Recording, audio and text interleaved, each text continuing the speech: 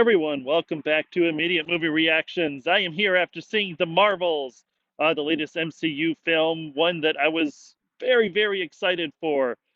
This is sort of the second in the Captain Marvel series. It does continue the story of Brie Larson as Captain Marvel, Carol Danvers, but it brings in Iman Vellani as Kamala Khan and Teyana Paris as Spectrum, aka Monica Rambeau. They do sort of a lot of jokes that are in jokes. If you follow the comic books, Spectrum has kind of a weird history with numerous names and takes and all that sort of thing. And they bring a lot of that into this. There's some really great moments in this film. It's interesting. I think there's been a lot of sort of disappointment with the MCU lately. I know I really didn't like the latest Black Panther. The just it just hasn't, it's kind of fallen flat, right? But I think if we look at it overall, the MCU isn't all awesome, right? I love it, but it's not all great films. Um, and they kind of, I think we're losing their way. This is a movie that's a little more self-contained. It isn't trying to build up the Kang dynasty or anything like that. Um, and you don't necessarily need to have seen a lot of other movies for this to have to make sense, even though I think there is possibly some required viewing. I think seeing the original Captain Marvel obviously would make sense. Um, I don't even know that you need to see all the, the End Game and Infinity War and that sort of thing, even though it does tie in. Obviously, it mentions the blip a little bit. Secret Invasion is not necessary. Honestly, I never even finished that, so I don't know if that's, from what I've heard, it's not worth finishing. It doesn't really matter too much to this. I think, even though I love WandaVision, um, again, not necessarily important to this story. They kind of gloss over how Spectrum gets her powers or how Monica Rambeau gets her powers. However, and I'm not saying this just because it is my absolute favorite Marvel series. I think that Ms. Marvel is something that you do kind of need to see for this to make sense, and it's totally worth it. Iman Vellani is amazing, and if you do get a chance, also watch the sort of making of, like, how she became Ms. Marvel. It's a great story.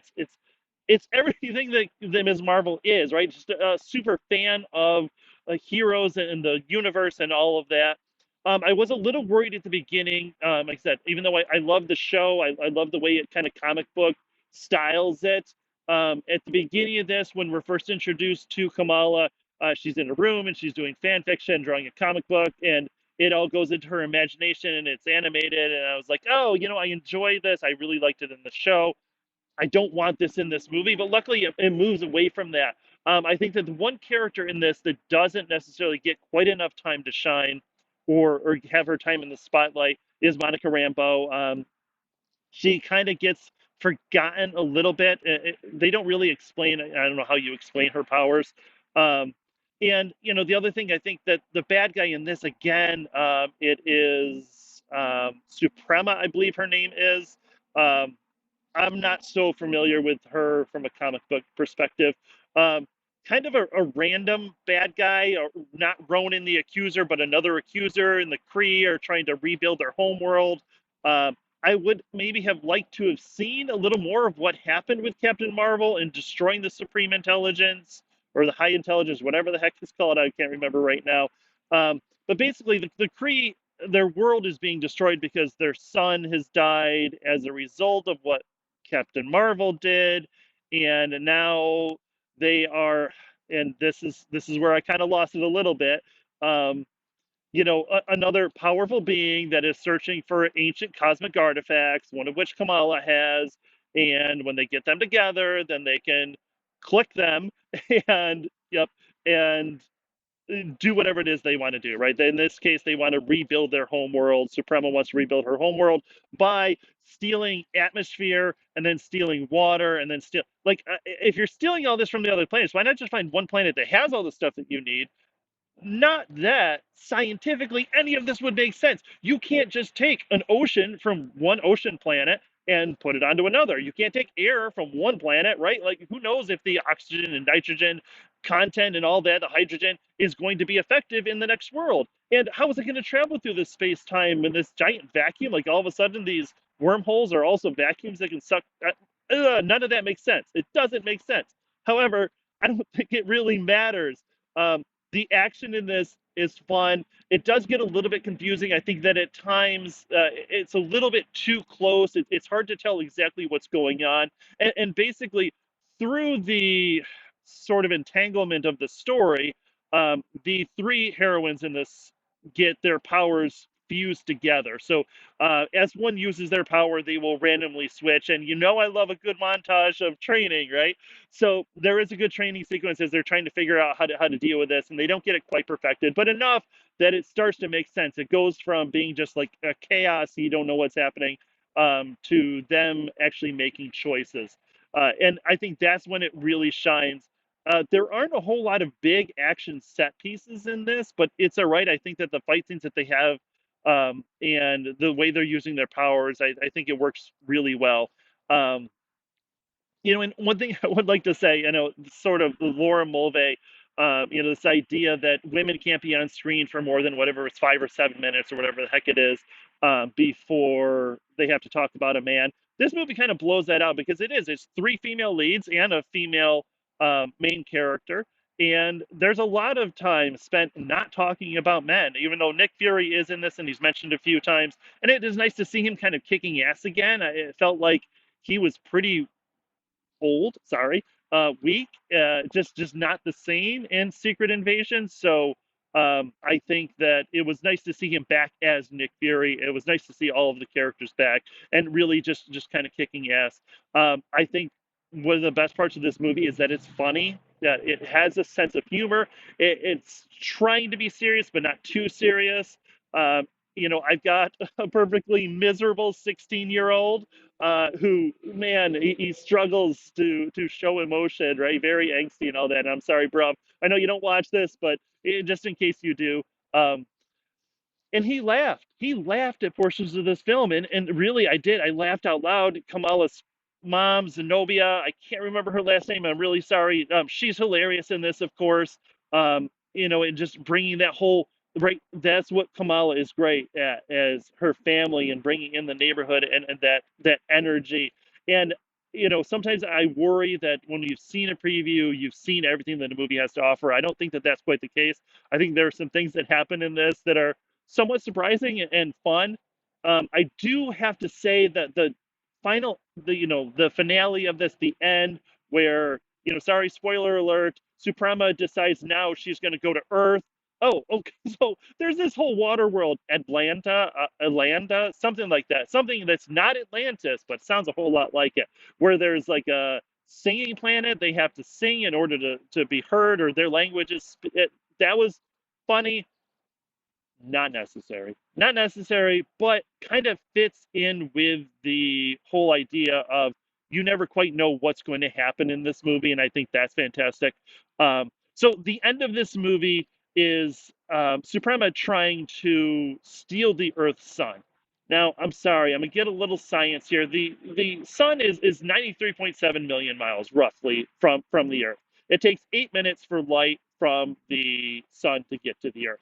So when she plants her Kree ship somewhere within that 94 million miles and turns on her device, which starts to somehow suck the sun, and I don't know if it's the hydrogen and helium. What is it that it's sucking that it's going to recharge the sun in the Kree in Hala in the Kree homeworld? Like that makes zero sense. I was willing to say, okay, maybe they're transporting water and air, and okay, fine. But the rest of it, that doesn't make any sense at all. I thought that the end of it actually was a little bit easy. For some reason, the entire Kree army that is, and all the Ronin, all the accusers that are there, the judges, just kind of disappear in that final fight for some reason. That doesn't make any sense to me. That whole last sequence, and then into that, going into there is a mid-credit scene, which maybe you're aware of. It does introduce the X-Men into the MCU in a very ham-fisted, silly sort of way. I don't know how there's gonna be a connection. I don't know how it makes sense. Maybe they were just trying to pivot so hard from Jonathan Majors and Kang that they had to throw this in, but it does not fit, and I wasn't a huge fan of it, even though it is kind of cool to see Kelsey Grammer as Beast. Sorry, spoiler. Um, so yeah, overall, what would I say? I would say see it, streamer, skip it. I would say please see this. I think it is it's the perfect movie to see in a theater. You know, there's lights and there's special effects, even though some of the special effects, especially as people are flying through space or flying, don't look absolutely great. The powers are cool. I love to see Ms. Marvel's powers on the big screen where you can really see the effect, the sparkles of the colors. We did not see this in 3D, though 3D maybe would have been cool for some of the effects. I don't think it was necessary. Yeah, so anyway, long story short, please see it.